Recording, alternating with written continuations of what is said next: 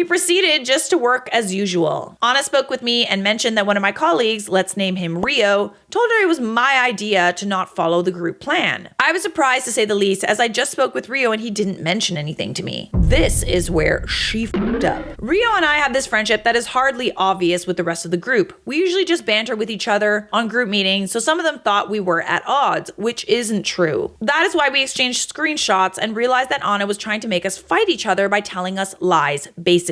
Since we already had the idea who spreads lies and I hated drama, I started distancing myself from the team and Rio did the same. We tried to work properly despite all of this happening in the background. Then the performance rating came. We were called into a meeting one by one to discuss our performance, to which will be the basis of our yearly salary increase. And guess what mine was? Apparently, I was failing it. Right, because you're not falsely inflating your work hours. Or is there someone meddling behind your back? The category, which gave me an almost 0 rating? Camaraderie?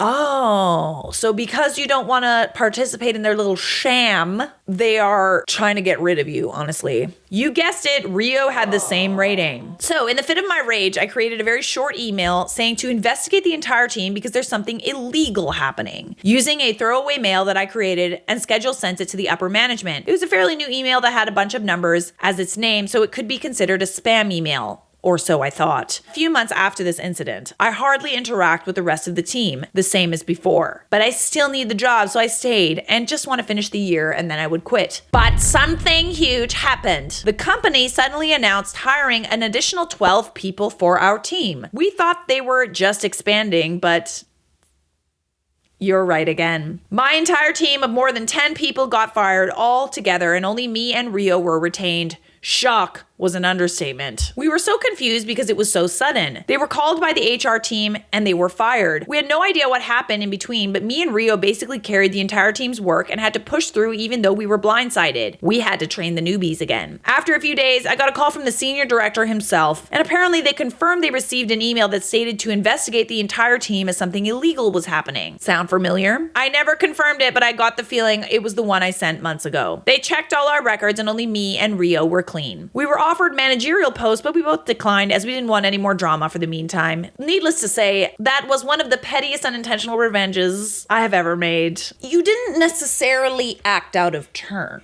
All you did was simply alert your boss and upper management that there was something fishy going on. And the weird thing is like maybe you wouldn't have done that if they didn't also try to get you fired. She's not a team player. She doesn't play with us. Is that what camaraderie is?